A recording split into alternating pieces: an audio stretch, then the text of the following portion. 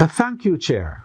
Congratulations to the organizers on your second commemoration of Africa Tourism Day 2021 under the theme, The Intersection of Tourism Trade and Sustainability, Imperatives for Africa during the post-COVID-19 era.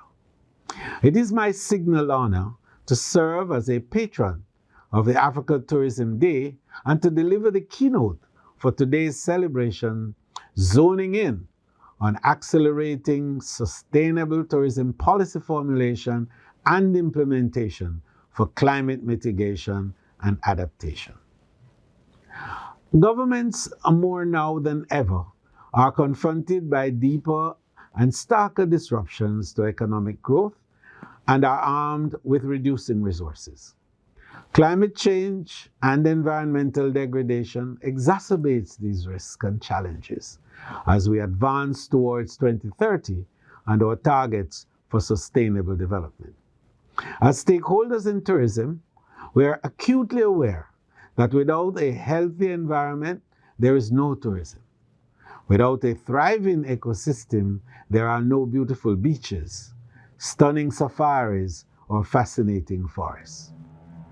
This is a fact which touches the Americas, Africa, Asia, and Europe, indeed every corner of the globe. Global media was inundated with news from the African continent between 2019 and 2020 due to months of relentless rainfall, including from tropical cyclones Idai and Kenneth, which dealt a devastating blow to the countries in East and Southeast of Africa.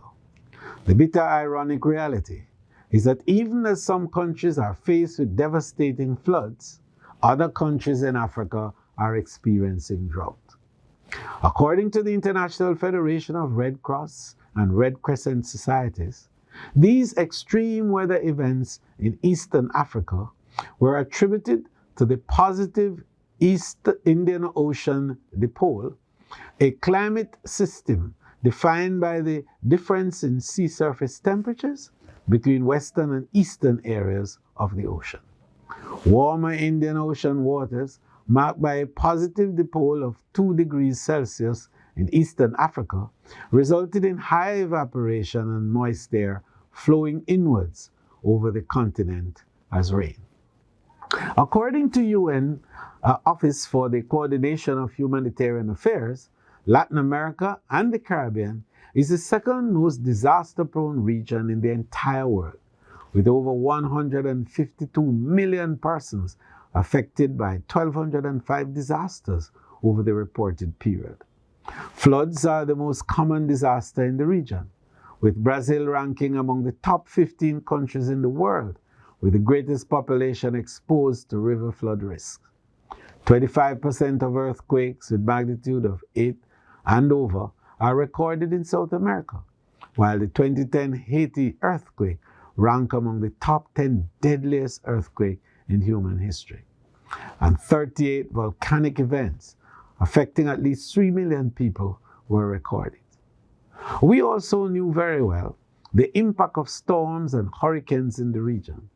For the year 2000 to 2019, there was an average of 17 hurricanes per year and 23 Category 5 hurricanes.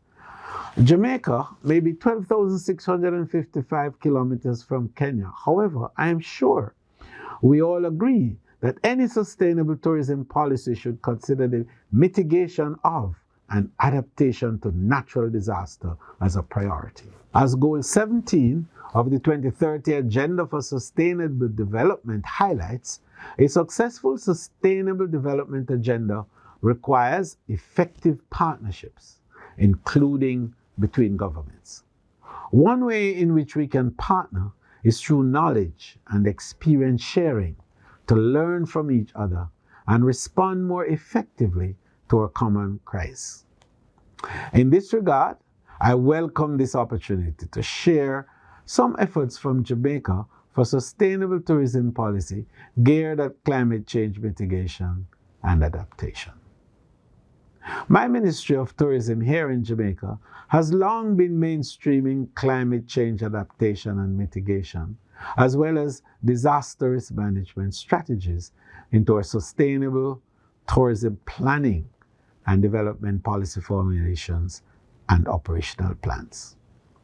This is done in partnership with other government and non-government agencies, as well as academia, in the development and implementation of programs on sustainable development and climate change, such as the Climate Change Division of the Ministry of Economic Growth and Job Creation, the Office of Disaster Preparedness and Emergency Management, ODPM, the National Meteorological Service, the National Environment and Planning Agency, NEPA, the Planning Institute of Jamaica, the PIOJ, the Jamaica Red Cross, and the University of the West Indies.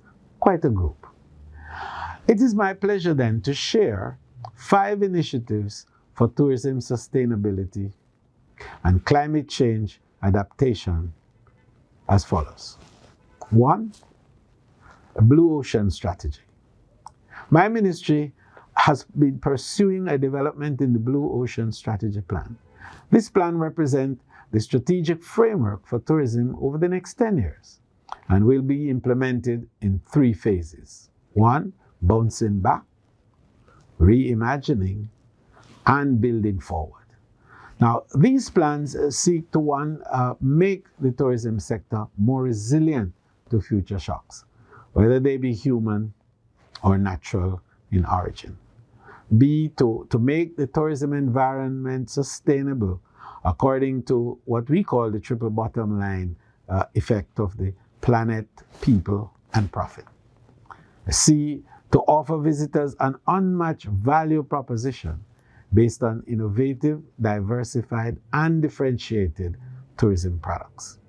And D, to return the tourism sector to a growth trajectory by attracting a wider and more balanced range of high-quality investments in accommodation, attractions, and activities. And finally, to move our local businesses up the tourism value chain, in so doing to reduce leakages and to support more inclusive social and economic development. The second major platform is, of course, the Tourism Strategy and Action Plan. And the Tourism Strategy and Action Plan, or TSAP as we call it, is an update to what we had before, the Jamaica's Master Plan for Tourism Development. The TSAP will consider new and emerging realities, especially climate change potential impacts, and the need to increase productivity and to adapt to the new technological advances, such as big data or artificial intelligence and knowledge-driven environments. The overall objective of the TSAP is to contribute to the sustainable development of the tourism industry in Jamaica. Now, specifically, we want to boost the socioeconomic development and investment, especially in rural areas. And prominently, we want to do this through innovation and entrepreneurship, while preserving Jamaica's natural and socio-cultural resources. Then we want to build the resilience of the Jamaican tourism industry to climate change and other natural and Anthropocene disruptions. And then reducing the Jamaica's industry to the impact of climate change. And this is very important because we want, in fact, to diversify Jamaican inbound tourism and, by extension, the economy. We want to finally promote the knowledge-based and technology-enabled development of Jamaica's tourism, recognizing fully well that the new tourism is going to require much of innovation and technological savvy. Tourism environmental stewardship, we think, is an initiative that our partners have to be engaged in and to involve in more green practices, so that our accommodation and attractions must be implemented with a greater respect for environmental management. The ministry is now implementing a tourism environment stewardship initiative, what we call TESI, and that seeks to support environmental awareness and stewardship actions within the tourism sector through training and capacity building. And this is a very important because the human capital element is critical to innovation and growth. So measurement framework we have also to establish for sustainable tourism. Our ministry has started the process now of pursuing the development of a framework for the measurement of sustainable tourism. The framework will allow us to use statistical indicators to measure the role of sustainable tourism and to assess how it can impact our policy decisions. This is a critical step, I think, in the development of sustainable tourism policies, strategies, and actions that are inherently based on statistics and data, driven, of course, by analyses of the development and measurement of indicators that monitors our progress towards the Sustainable Development Goals. The framework, I think, aims to address and analyze key tourism issues that will provide a more streamlined approach to sustainable tourism development in Jamaica. And the fifth area that I indicated is the whole issue of climate change and multi-hazard contingency program. The ministry has undertaken the initiative of mainstreaming climate change and disaster risk management into our tourism sector through climate change and multi-hazard contingency program. Now, this program not only addresses disaster preparedness and responses and recovery matters, but it also instigates a more integrated sense of environmental awareness in the way we go about business. It includes capacity building and training, disaster risk management and business continuity plan, emergency communication, and the small accommodation energy program. Now, these are very vital as we build out a more inclusive tourism sector. In closing, I'm interested in learning from you all today on the policy initiative being pursued for sustainable tourism and climate change mitigation and adaptation. So for Jamaica, as a small island development state, and the African region with 33 of the 46 least developed countries, there's always an urgent need to build sustainability, resilience, and climate change adaptation capacity into tourism policies and plans. These plans should be integrated with resilience building strategies to stimulate and encourage business innovation and technological advancement while supporting our commitments to the environment.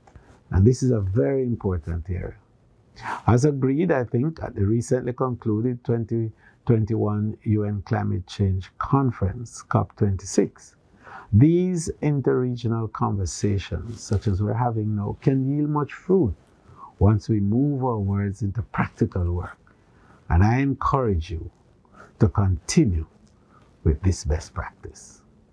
Jamaica is aligned with Africa in all our efforts to build sustainability, but most importantly, building the capacity to withstand disruptions that come to us from time to time is enabling us to manage the future on the two critical platforms of sustainability and resilience. Thank you.